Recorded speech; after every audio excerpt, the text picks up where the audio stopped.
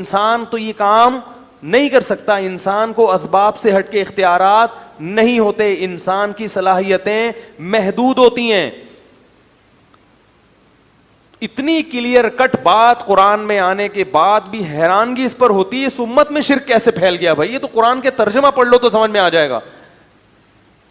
پتہ یہ چلا کہ اللہ نے اپنے نبی کو اس قسم کے اختیارات بولو بھائی نہیں دیے تھے. ہاں جب اللہ وحی کرتے کہ آپ یہ کام کریں, ہم آپ کے ہاتھ پہ یہ معجزہ دکھا دیں گے, تو اللہ تو جس کو چاہے دکھا سکتا ہے. جس کے ہاتھ پہ, وہ بزرگوں کے ہاتھ پہ کرامتیں بھی ظاہر کر سکتا ہے اور انبیاء کے ہاتھ پہ معجزے بھی ظاہر کر سکتا ہے. یہی وجہ ہے کہ حضرت موسیٰ علیہ السلام لاٹھی کو سانپ بنانا نہیں جانتے اور نہ ان کو اللہ نے اختیار دیا. اگر اختیار دیا ہوتا تو ہر دفعہ اللہ سے پوچھتے نہیں کہ اب کیا کرنا ہے. پہلی دفعہ جب اللہ نے حضرت موسیٰ کے ہاتھ میں لاٹھی پکڑائی, بلکہ پہلے سے لاٹھی تھی, اللہ نے پوچھا یہ کیا, فرمائی ہے, فرمایا پھینکو زمین پہ. جب زمین پہ پھینکا وہ سانپ بن کے دوڑنے لگی. اگر خود سانپ بنائی ہوتی تو موسیٰ علیہ السلام اسے دیکھ کے خوفزدہ ہوتے. قرآن کہہ رہا ہے ایسا بھاگے ہیں حضرت موسیٰ, ولم یعقب, پیچھے مڑ کے بولو بھائی نہیں دیکھا. پھر اللہ کہہ رہے خذھا, اے موسیٰ اس سانپ کو پکڑ لے. اگر موسیٰ علیہ السلام کو سانپ کو دوبارہ لاٹھی بنانے کا اختیار ہوتا تو حضرت موسیٰ خود پکڑتے اور کیا بنا دیتے اس کو. کہتے جیسے میں نے لاٹھی کو سانپ بنایا, میں اللہ کی عطا سے اس سانپ کو لاٹھی بھی بنا سکتا ہوں. اللہ نے بتایا کہ یہ جب میں چاہوں گا اسی وقت ہوگا, آپ کے سوچنے سے, آپ کے ارادے سے نہیں ہوگا, کیونکہ اختیار میرے پاس ہے, آپ کے پاس نہیں ہے. واٹر پمپ والوں کے پاس ہم جاتے ہیں نا تو وہ کہتے ہیں اختیار ہمارے پاس ہے, ہم جب چاہیں گے نل کھلوائیں گے, جب چاہیں گے نل نہیں, لہذا ہمارے پاس آؤ, ان کے پاس مت جاؤ. تو اب کیا ہے, موسیٰ علیہ السلام کو اللہ نے کہا یہ لاٹھی کیا بنے گی دوبارہ, خذھا, اے موسیٰ اس کو پکڑ لے, سنعیدھا سیرتھا الاولی, ہم وعدہ کرتے ہیں عن قریب, سا کا مطلب یہ وعدے کے لیے آتا ہے, عن قریب ہم یہ کریں گے, اس کو واپس لاٹھی بنا دیں گے. پھر موسیٰ علیہ السلام نے پکڑا, اچھا اللہ اب اطمینان ہو گیا. اگر حضرت موسیٰ کے پاس اختیارات ہوتے تو جب آگے دریا ہے, ٹھاٹھیں مارتی ہوئی موجیں ہیں اور پیچھے کون ہے, فرعون, بنی اسرائیل نے کیا کہا, انا لمدرکون, مر گئے, پکڑے گئے ہیں بھائی, اب تو فرعون آئے گا. اور موسیٰ علیہ السلام کہہ سکتے تھے میرے پاس تو لاٹھی ہے, اللہ نے مجھے اختیار دیا, جب چاہوں گا سمندر کے 2 ٹکڑے کر کے درمیان سے نکل جاؤں گا. حضرت موسیٰ نے فرمایا ان معی ربی, میرے ساتھ رب ہے, کچھ نہ کچھ کرے گا وہ مدد, مجھے نہیں پتا کیا کرے گا لیکن کرے گا ضرور. تو اللہ نے کیا کہا اس لاٹھی کو, اے موسیٰ اضرب بعصاک, اپنی لاٹھی مار کہاں پر, البحر, سمندر پہ. فکان کل فرق کالطود العظیم, دونوں طرف کی موجوں کو پہاڑوں کی شکل میں روک دوں گا میں. تبھی ہر بات سے پہلے حضرت موسیٰ پوچھ رہے کیا کرنا ہے, کیا کرنا ہے. تو مردوں کو زندہ کرنے سے پہلے بھی حضرت عیسیٰ علیہ السلام کو اللہ بتاتے تھے کہ بولو کھڑے ہو جاؤ مردہ, تو مردہ اللہ کے حکم سے کیا ہو جائے گا, کھڑا ہو جائے گا. مردہ زندہ کرنے کے اختیارات آپ کے پاس نہیں ہیں, آپ کے ہاتھ میں مردے زندہ کروں گا, اختیار اپنے پاس رکھوں گا, آپ کو اختیار نہیں دوں گا. اب بھی کلیئر نہیں ہو رہی بات تو میرے بھائی پھر تو کیسے سمجھائیں یار, کیسے سمجھائیں. میں ان لوگوں سے کہتا ہوں جو غیر اللہ کی پکار کو جائز سمجھتے ہیں, دیکھو میں فرقہ پرست آدمی نہیں ہوں, نہ میں کفر اور شرک کے کسی متعین شخص پہ فتوے لگاتا ہوں, لیکن آپ اپنی آخرت کی فکر کرو. ابراہیم علیہ السلام نے اپنی قوم کو سمجھایا کہ شرک چھوڑ دو, شرک چھوڑ دو, قوم نہیں مانی. ابراہیم علیہ السلام نے کہا انما اتخذتم من دون اللہ اوثانا مودۃ بینکم فی الحیات الدنیا, تمہارے آپس میں ریلیشن اچھے ہیں, اس ریلیشن کی وجہ سے میری بات کا انکار کر رہے ہو, لیکن یہی تعلقات قیامت کے دن تمہارے نقصان کا سبب بنیں گے, ایک دوسرے کے دشمن بن کے ایک دوسرے کے گریبان پکڑو گے.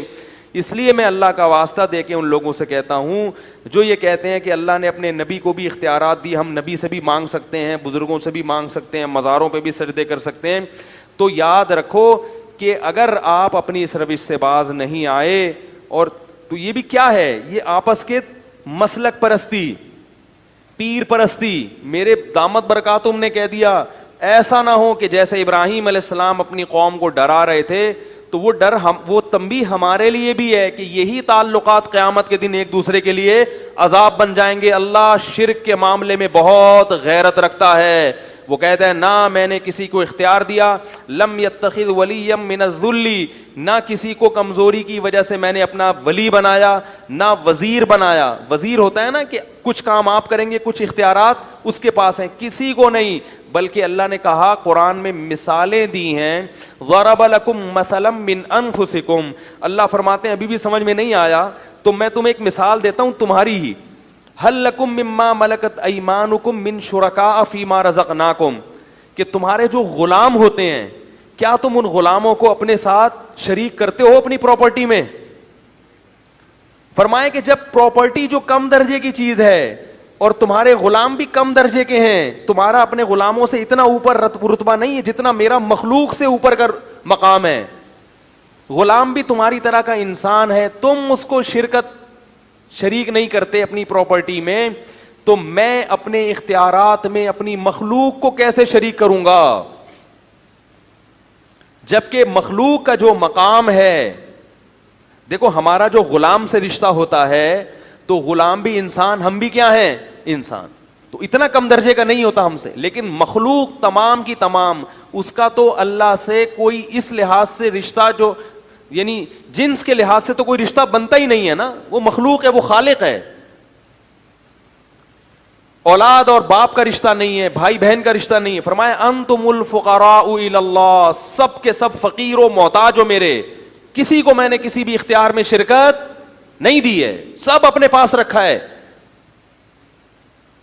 تو اس لیے بھائی یہ بہت خطرناک شرک ہے جو آپ کی قبر کو آگ سے بھر دے گا، آپ کی بخشش کی دعا کو حرام کر دے گا آپ کے والد اولاد کے لیے.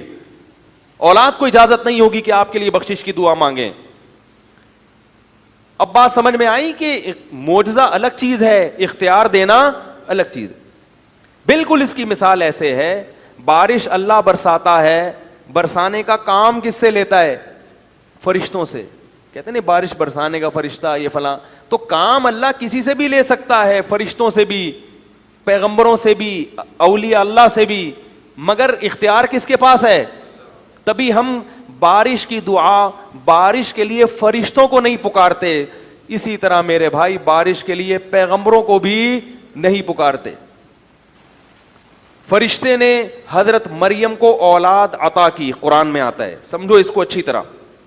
جبریل آئے حضرت مریم کے پاس، مریم نے پوچھا کون ہو؟ فرمایا فرشتہ ہوں، انسان نہیں ہوں. کیوں آئے ہو؟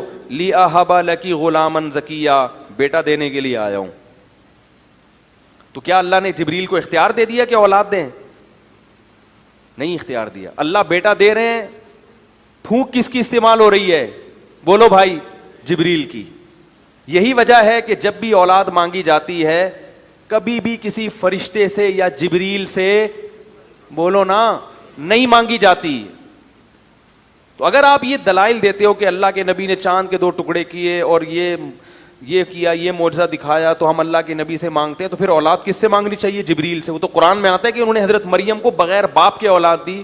تو جو بغیر شوہر کے اب کسی عورت کو اولاد دے سکتے ہیں تو میاں بیوی کو کیوں نہیں دے سکتے پھر؟ وہ یہاں تو شوہر بھی ہے اور بیوی بھی ہے اور دونوں صحت مند ہیں، پھر جبریل سے کیوں نہیں مانگتے؟ اسی لیے نہیں مانگتے، ہمیں پتا ہے کہ حضرت مریم کے اولاد کا ہو جانا جبریل کی قدرت کی دلیل نہیں ہے، یہ اللہ کی قدرت کی دلیل ہے. اور اس سے یہ بھی پتا چلا کہ یہ جو نسبت ہے کہ میں تمہیں اولاد دے رہا ہوں، یہ نسبت حقیقی نہیں ہے، مجازی ہے. بعض دفعہ کسی کے ہاتھ پہ جب کوئی کام ہوتا ہے تو نسبت اس شخص کی طرف کر دی جاتی ہے، کیونکہ بعض لوگ یہ بھی دلیل دیتے ہیں کہ دیکھو نبی نے کہا کہ میں یہ کرتا ہوں، میں یہ کرتا ہوں. حضرت عیسیٰ نے کہا ابریح الاکمہ، میں کوڑ کے مریضوں کو اور مادرزاد نابیناؤں کو میں شفا دیتا ہوں. تو اس سے پتہ چلتا ہے کہ حضرت عیسیٰ دے رہے ہیں نا، تو اللہ نے اختیار دیا، تبھی تو حضرت عیسیٰ کہہ رہے ہیں میں یہ کام کر رہا ہوں. اس کا جواب سمجھیں کہ بعض دفعہ ایسے ہوتا ہے، اس کو کہتے ہیں نسبت مجازی. دیکھو زبان میں نا مجاز بہت چلتا ہے. میں اس کے ایک مثال دیتا ہوں.